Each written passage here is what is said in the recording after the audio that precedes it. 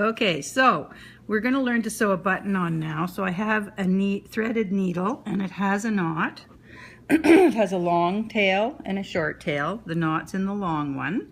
And if you notice, we just have a little tiny bit of thread past the knot because we don't want the knot and the tail to be showing when we put the button on.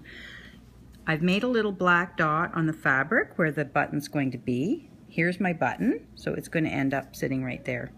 This isn't a real button, this is just a demonstration. So you might think of coming up from the back to the front, but we're not going to do that. We're going to go from the front to the back. And what that means is the knot and the tail are going to end up being under the button where they're safe. So then we're going to come back up. And now we're going to put the button on the string. So we come from the back of the button to the front. And then we go back down through the hole across from the one we started.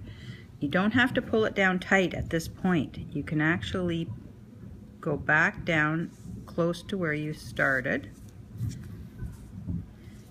You can see if this thread is all twisted, and then you just pull it down.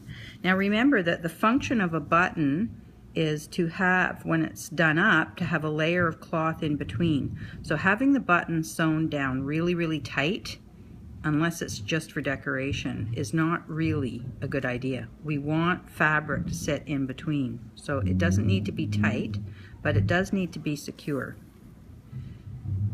And you're kind of feeling from the back to the front to get the needle to come up in the hole. You have to be holding the work in your left hand up off the table to be able to feel where that hole is. So I'm going through, I've gone through that one 3 times. Now I'm going to try to find my way up this one. So I'm sort of just feeling it with my left hand underneath.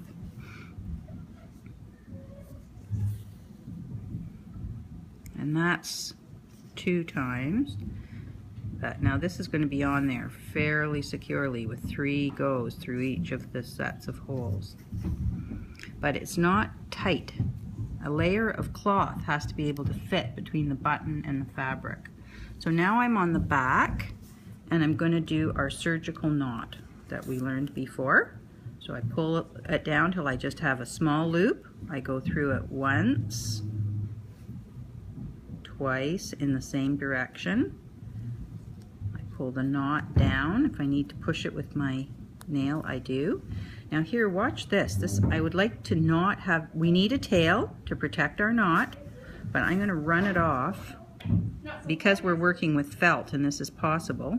If you were working with 2 layers of fabric, you could run it between the layers of fabric. I'm running it inside the felt. So it's not showing on this side, and it's not really showing on that side. It's black thread, so you are actually going to be able to see it. See it running inside there? This tail is protecting our knot so it doesn't come undone. And there you have a button.